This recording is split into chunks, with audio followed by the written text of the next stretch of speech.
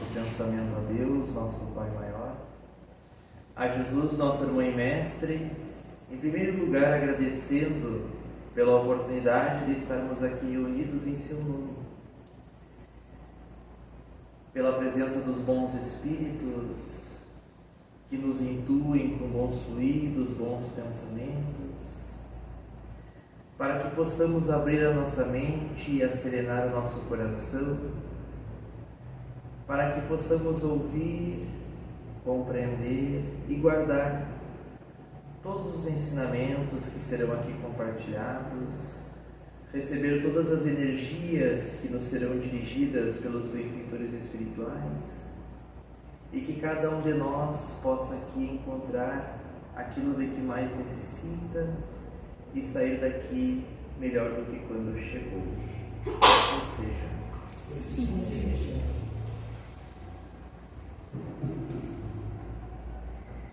Esta leitura, meus irmãos, é do capítulo 14. Honrai a vosso pai e a vossa mãe. Piedade filial. Item 3. O mandamento honrai a vosso pai e a vossa mãe é um corolário da lei geral de caridade e de amor ao próximo, visto que não pode amar o seu próximo aquele que não ama a seu pai e a sua mãe. Mas o termo honrai encerra um dever a mais para com eles, o da piedade filial. Quis Deus mostrar por essa forma que ao amor se deve juntar o respeito, as atenções, a submissão e a condescendência, o que envolve a obrigação de cumprir-se para com eles, de modo ainda mais rigoroso, tudo o que a caridade ordena relativamente ao próximo em geral. Esse dever se estende naturalmente às pessoas que fazem às vezes de pai e de mãe, as quais tanto maior mérito têm, quanto menos obrigatório é para elas o devotamento. Deus pune sempre com rigor toda violação desse mandamento.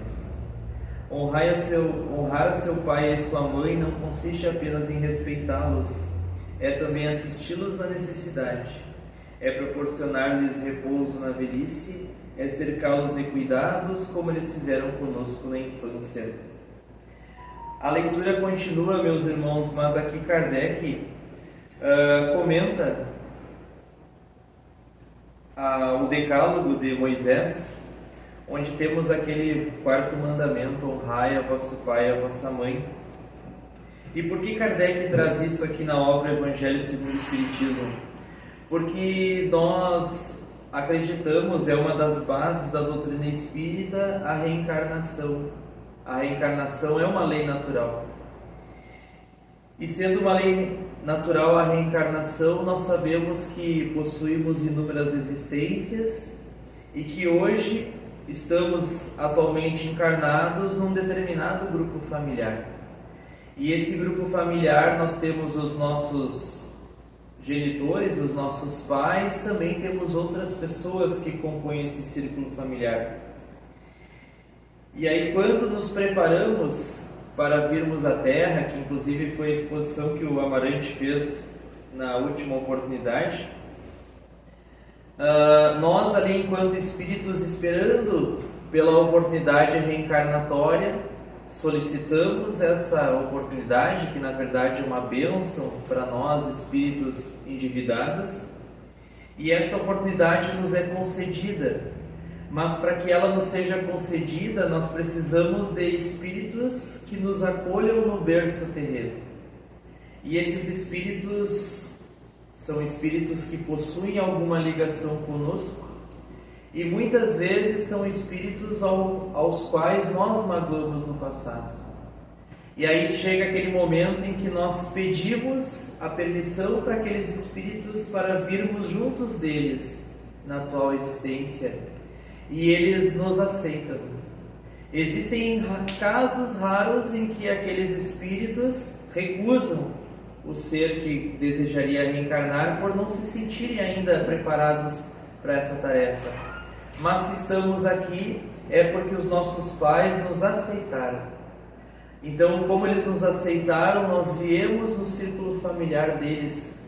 Então esse é o primeiro motivo que temos, e provavelmente o maior deles, de sermos eternamente gratos aos nossos pais. E às vezes nós pensamos, mas os meus pais não eram aqueles pais que eu gostaria. Talvez, porque muitas coisas na vida nós não gostamos, mas nós não compreendemos ainda porque elas são assim. Então, na verdade, aqueles pais e todas as outras coisas que nós temos na nossa existência são as coisas, as pessoas e os momentos e as situações pelos quais precisamos passar. Então, de repente, se eu tive pais severos, é porque eu fui um filho relapso numa existência anterior. Se eu tive maus pais, é porque eu fui um mau filho ou fui um mau pai numa encarnação anterior. Se eu tive pais ausentes, é porque eu também fui ausente em existências passadas. Então não há nenhum equívoco na lei divina, porque nós sabemos que Deus é a inteligência suprema. Então está tudo certo. Então é por isso que Kardec traz, para que nós não esqueçamos disso. Nós devemos honrar os nossos pais, como ele fala aqui, não apenas respeitá-los, mas também dar a eles toda assistência, porque graças a eles que nós estamos aqui atualmente encarnados. Às vezes eu vejo os alunos, com os quais eu convivo, reclamando dos pais, os jovens, os adolescentes passam por aquela fase que eles não se entendem com os pais. E eu não posso falar para eles da questão da reencarnação, porque esse não é o meu objetivo ali na escola. Mas eu sempre friso isso para eles. Pensa, graças aos teus pais, tu está aqui agora conversando comigo. Então seja grato por isso. Se eles não são os pais que tu gostaria, quando tu cresceres e tiveres os teus filhos, seja melhor do que eles se tu tiver essas condições. E eles ficam pensando, alguma coisa é plantada ali, tá, meus irmãos? E hoje o nosso irmão Amarante está aqui para conversar conosco sobre o tema Reinado do Bem. E já fica na nossa mente, o que é necessário para que seja realmente implantado o reinado do bem aqui na Terra.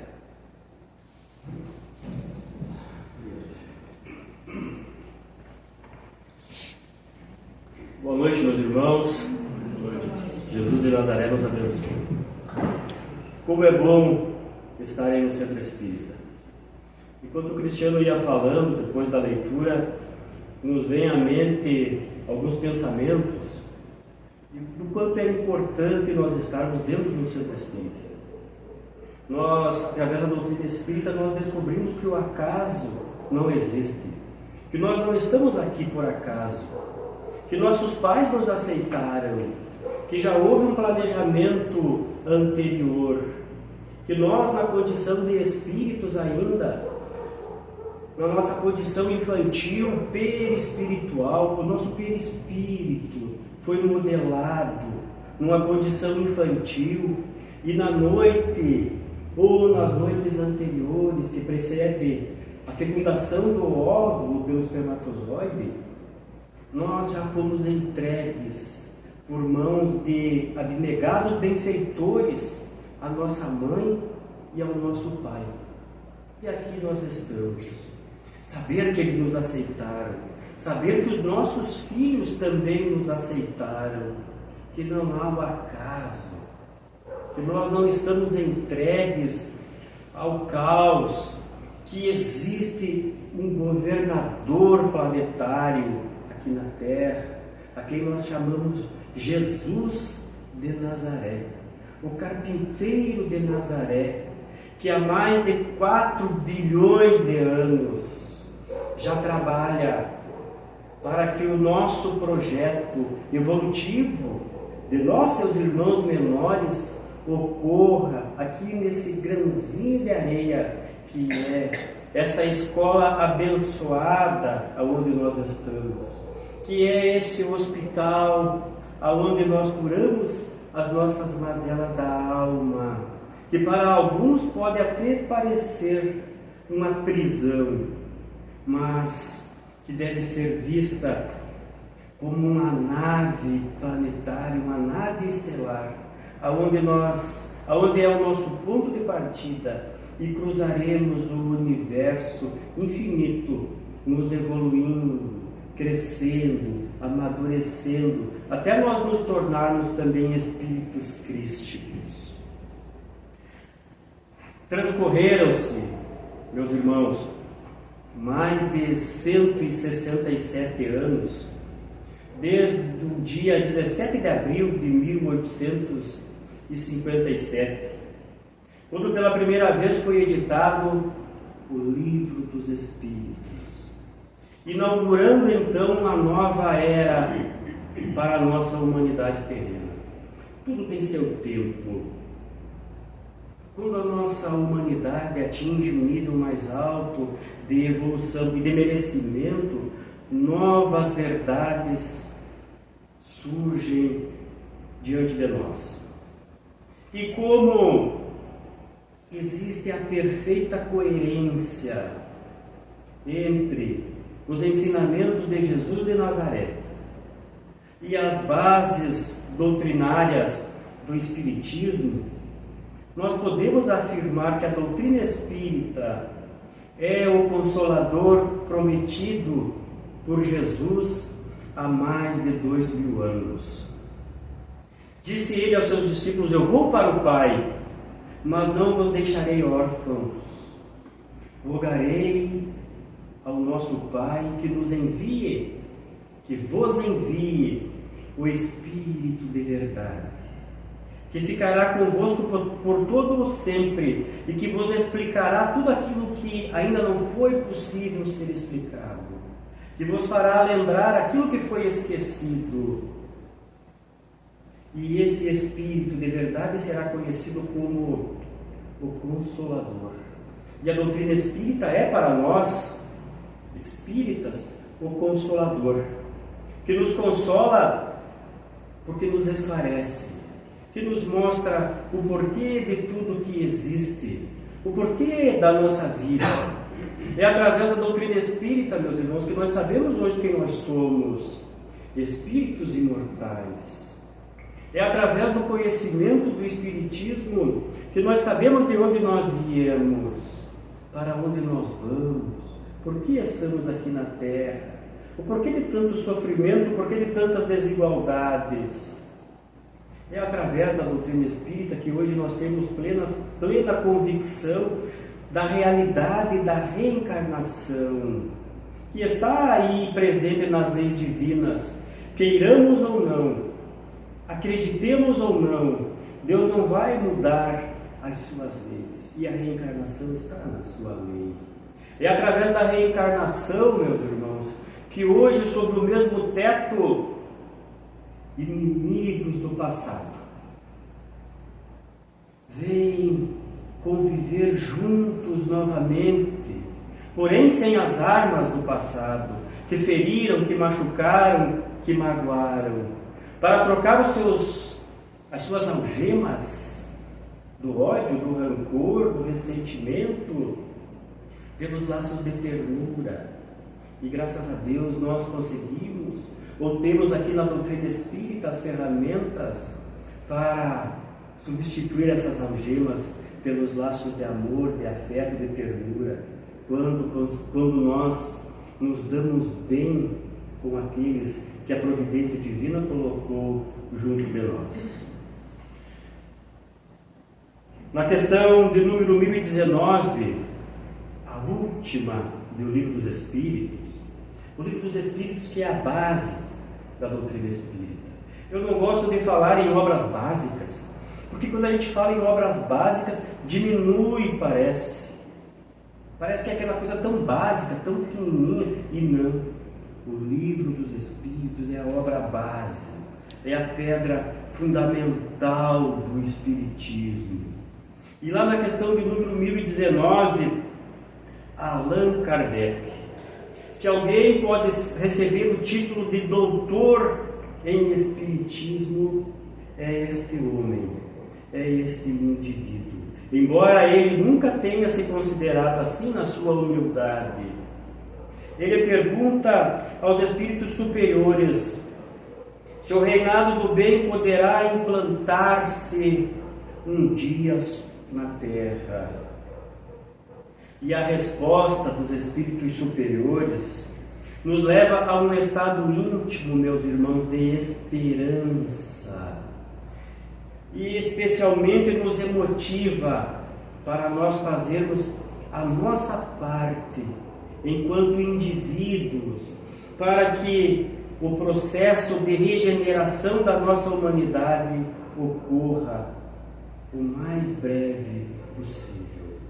Não que nós devamos ter pressa, porque a pressa é a inimiga da perfeição, mas que nós nos movemos, façamos a nossa parte para que o planeta querido e amado no qual nós vivemos deixe o patamar de provas e expiações e passe a um nível mais elevado de regeneração. Sim, de regeneração. Sim, nos dizem os Espíritos, o bem reinará na terra quando entre os que a habitam os bons predominarem. Mas para que isso ocorra, é preciso que nós realizemos algumas tarefas tão importantes na nossa existência, que é a prática da caridade, a prática do amor, e nós não seremos caridosos e nem conseguiremos amar de verdade, meus irmãos, se deixarmos de praticar uma das primeiras virtudes que é que deve nos mover lá no nosso lar, que é o respeito. Respeitar os nossos pais, honrando-os, proporcionando a eles o conforto, o descanso e o lazer quando eles já estiverem bem velhinhos e dependerem de nós. Respeitar os nossos filhos que a providência divina colocou sob a nossa guarda. Respeitar os nossos irmãos, as nossas irmãs. Respeitar o nosso cônjuge, que é aquele ser que Deus colocou ao nosso lado, não nem na frente nem atrás, para ser junto com cada um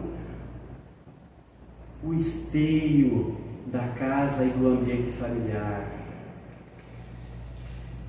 Quando nós falamos em reinado do bem, nos ocorre à mente alguns ensinamentos de Jesus, algumas passagens contidas lá no seu Evangelho, onde ele falava a respeito do reino de Deus e do reino dos céus. E aquelas pessoas que o ouviam em suas pregações mencionarem este reino misterioso, ficavam de uma certa forma interessadas e curiosas a respeito desse assunto. E nos dias atuais, ainda quando nós lemos o Evangelho de Jesus lá no Novo Testamento, nós ficamos nos perguntando, sem os conhecimentos espíritas, obviamente, aonde fica esse reino? Aonde será que se encontra? Nós nos encontraremos com ele depois da morte? Ele está reservado para o além-túmulo? E nós vamos nos basear no Evangelho escrito por Lucas. Vamos abrir aqui um parêntese a respeito de Lucas. Lucas, na sua última existência, ou lá na existência dos primórdios do cristianismo, foi um dos discípulos de Paulo de Tarso. Era médico, era grego, vivia da sua profissão. E após a condenação e morte de Paulo de Tarso em Roma, ele vai encontrar-se com Maria, mãe de Jesus, a Maria Santíssima, que representa para todos nós cristãos, que simboliza a mãe de todas as mães. Tal a importância desse Espírito, um dos mais iluminados também que Deus enviou à Terra. Não foi à toa que ela foi escolhida para trazer a luz do mundo, dando-lhe a luz ao menino Jesus. E Lucas, encontrando-se com Maria, vai obter diretamente dela a vida, a biografia, os 33 anos que Jesus esteve encarnado aqui na terra. E no seu Evangelho, lá no capítulo 17, no versículo 20 e 21, propriamente dito, ele nos narra que Jesus fala aos fariseus sobre a vinda do reino de Deus à terra, dizendo que ele não virá com uma aparência exterior. Não será possível dizer o reino de Deus, o reino dos céus está aqui ou ali, porque segundo Jesus, e a razão nos leva a crer, o reino de Deus está entre nós. Então nós estamos mergulhados neste reino. Ele não virá com uma aparência exterior, não virá depois de uma explosão, não virá depois de um cataclisma, não virá com Jesus em uma nuvem cercado dos seus anjos, porque esse reino já está entre nós. Então, para nós termos noção da importância dos conhecimentos que a doutrina espírita nos proporciona, nós sabemos hoje que esse reino, meus irmãos, ele deve ser descoberto, ele deve ser construído em nós mesmos, através de uma busca contínua do nosso aprimoramento íntimo. Existe em todos nós um impulso fundamental que nos propele a esta busca desse aperfeiçoamento contínuo. É o desejo incessante do melhor. Todos nós buscamos isso. Todos nós buscamos incessantemente o melhor. E Allan Kardec nos ensina que no início da nossa humanidade, nós aplicávamos a nossa inteligência mais instintiva, a busca do alimento, a busca da nossa sobrevivência, dos meios de nós nos preservarmos, de nós nos defendermos. Hoje nós somos os maiores predadores que existem no planeta. No início da nossa humanidade, lá nos primórdios da era humana aqui na Terra, nós éramos presas e usávamos aquela nossa inteligência mais instintiva para nos defendermos. Mas Deus, que é o princípio criador do universo, colocou em nós esse desejo de buscarmos algo melhor. E é esse desejo que nos impele às descobertas, às invenções, aos aperfeiçoamentos da nossa ciência. E assim nós vamos satisfazendo as nossas necessidades. Embora ainda haja no nosso planeta muita miséria, porque a ciência, meus irmãos, ela forma homens de intelecto. Quando eu falo em homem, é no gênero humano. A nossa ciência, ela forma pessoas inteligentes, mas não sábias. Nós só nos tornamos sábios quando passamos a usar a nossa inteligência para a prática do bem, para a prática do amor, para a prática da caridade. Quando nós usamos a ciência para deixar para trás o nosso egoísmo, nós já estamos dando um passo importante para nos tornarmos pessoas sábias realmente. Mas chega a um ponto, meus irmãos, que a carência espiritual que habita todos nós, após nós satisfazermos todas as nossas necessidades materiais, nos leva finalmente a desejarmos algo mais profundo. E nós compreendemos então que esse algo mais nós não vamos encontrar nas coisas transitórias da vida terrena. Nós não encontraremos isso nos prazeres da riqueza, no poder ou na fama. É importante nós considerarmos para que, conforme nós aprendemos na doutrina espírita, que para se concretizar na terra o reino de Deus, o reinado do bem, o reino dos céus, é fundamental a participação de cada um de nós que aqui habitamos. Esse reino, ele não nos é dado gratuitamente. Jesus nos convida a participarmos desse processo. Ele nos convida a arregaçarmos as nossas mangas e trabalharmos na sua obra. Fazermos a nossa parte, transformando o mundo onde nós vivemos em um melhor lugar para se estar. Mas comecemos pelo nosso mundo íntimo, pela nossa casa íntima. Nós não vamos mudar o que é externo a nós, se não começarmos por nós mesmos e assim contagiarmos aqueles que conosco convivem, a fim de que também tenham a mesma vontade, o mesmo desejo de realizarmos as mudanças necessárias, a começarmos pelas nossas reformas íntimas, pelas mudanças que vão nos tornar pessoas mais pacientes, mais tolerantes, mais compreensivas, e que cada um, hoje à noite, quando estivermos repousando ou nos preparando para o repouso, façamos a seguinte pergunta à nossa consciência, e ela nos responderá: o que eu preciso mudar em mim?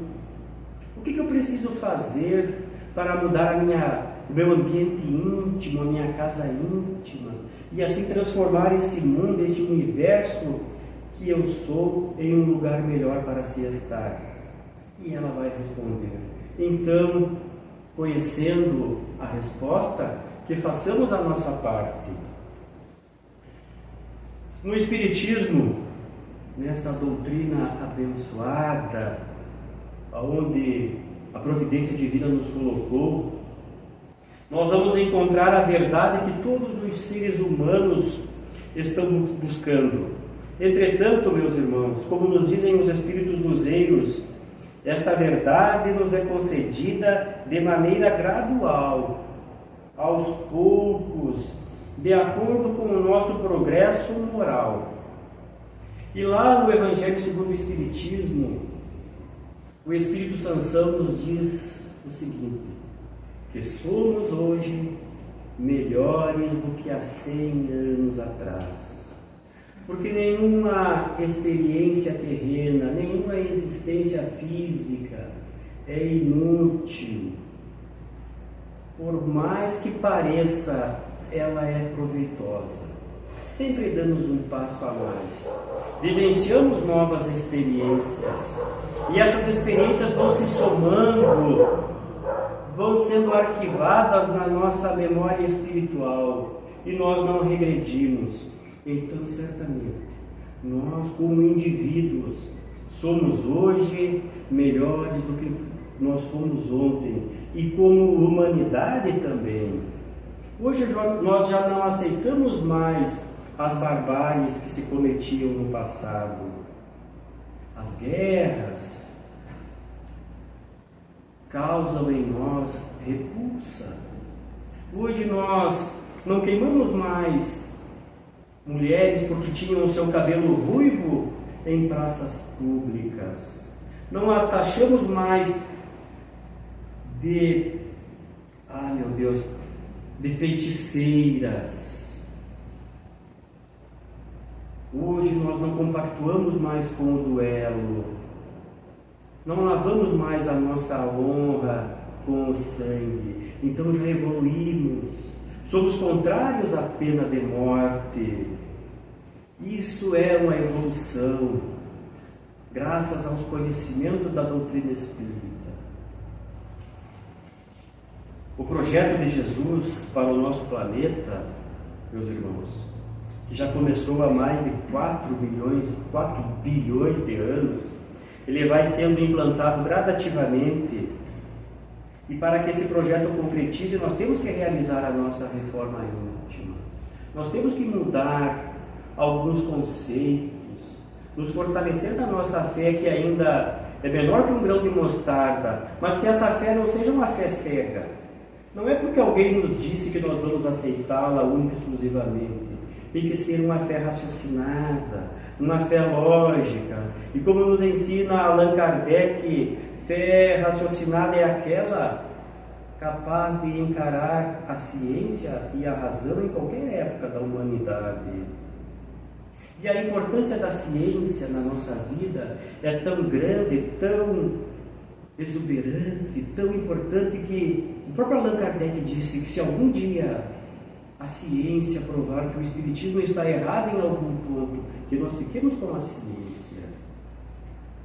Mas, por outro lado, também vem Emmanuel, alguns anos depois, e diz a Chico Xavier: se um dia eu entrar em contradição com Allan Kardec, eu, Emmanuel, as minhas obras e as minhas mensagens, fique com Kardec e me deixe de lado. Até hoje a ciência não contradisse o Espiritismo em nenhum ponto, meus irmãos. Então que nós sigamos firmes nas nossas convicções espíritas, que nos fortalecemos nessa fé que nos explica o porquê de tudo que existe. Quando o reinado do bem estiver preponderando sobre a terra, estaremos vivendo a fase de regeneração da nossa humanidade. E o planeta Terra deixará então esse patamar de provas e expiações e caminhará para ser um mundo mais feliz. Quanto tempo isso vai levar? Não há como a gente afirmar, não existe um tempo determinado para que isso ocorra. Nos lembremos do que disse Jesus: ele virá sem uma aparência exterior. Nós apenas começaremos a vivê-lo plenamente, porque ele estará em nós. Não existe, meus irmãos, uma data limite. Tenhamos muito cuidado com o que nós assistimos na internet. A internet é um mundo sem lei, e existem muitos pseudos espíritas que se utilizam de nomes confiáveis, de médiuns da mais alta grandeza para se promoverem. Nenhum espírito superior marca data. Nenhum espírito superior, espírito de luz, vai dizer a partir de tal ano, a partir de tal lua, a partir de tal condenação, o mundo se transformará em um lugar melhor para se viver. É um processo lento, não virá de graça, deveremos fazer a nossa parte. Meus irmãos, que nós tenhamos a consciência de que quando esse reino chegar, de que quando o amor prevalecer, de que quando o bem for uma constante em nossas vidas, isso estará pulsando dentro de nós e regendo a nossa vida imortal, porque sendo Deus infinito, na sua infinitude, Ele também nos fez infinitos e o Espírito é também imortal. Que nós retornemos para os nossos lares em paz. Vamos encerrar essa primeira parte da nossa sessão espírita com uma prece, com uma oração, nos harmonizando um pouco mais ainda para a fluidoterapia. É necessário que durante a fluidoterapia nós nos mantenhamos também receptivos, com as nossas janelas mediúnicas abertas, permitindo que as energias que vêm do mais alto nos envolvam. Essas energias, meus irmãos, vão agir primeiramente sobre o nosso corpo espiritual. Aquilo que Allan Kardec chama de perispírito. E depois ela vai se refletir sobre o nosso corpo físico, nos restabelecendo, substituindo as nossas células enfermiças por células sadias. Então que nós nos mantenhamos harmonizados, em oração, receptivos, e certamente quando nós retornarmos para os nossos lares, estaremos melhores do que quando aqui chegamos. Que o nosso pensamento nesse instante, meus irmãos, através da prece sincera e com humildade, possa chegar até os pés do nosso Criador, a quem nós chamamos de Pai. Vamos falar com o Senhor das nossas vidas. buscar nele o amparo, o auxílio para todas as nossas tarefas. Mas agradecer também, Senhor, pela nossa vida, pelo nosso lar, agradecer pela consciência que nós já possuímos do que é certo e do que é errado. Auxilia-nos, Senhor, nas nossas tomadas de decisão, a fim de fazermos as escolhas certas. Permita, Senhor, que venha para junto de nós, sempre nos nossos momentos de dúvida, espíritos mais elevados que inspirem em nossa mente os pensamentos e as ideias certas, a fim de que possamos encontrar a solução para os nossos problemas, superar as barreiras que se fazem diante de nós pela nossa própria imprudência, enxergar, Senhor, os pedregulhos e os espinhos do caminho, desviá-los a fim de não nos machucarmos tanto, que o nosso pensamento também seja sentido, ouvido por Jesus, nosso mestre e amigo, que veio nos mostrar o caminho a seguir e que nos enviou a doutrina espírita, que é para nós a luz que ilumina esse caminho. Vamos agradecer também, meus irmãos, ao nosso anjo guardião, ao nosso espírito protetor, a esses irmãos incansáveis que nos guiam na nossa trajetória terrena. Agradecer por não desistirem de nós, por se fazerem presente nos nossos momentos de angústia, de tristeza, que não são poucos, que nos momentos de alegria, de felicidade, não nos esqueçamos deles, que estejam junto a nós também, nos felicitando pelas conquistas, pelas vitórias alcançadas, por nos inspirarem, por soprarem na nossa mente o levanta-te e anda, o Senhor é contigo e não te faltará, é de bom ânimo.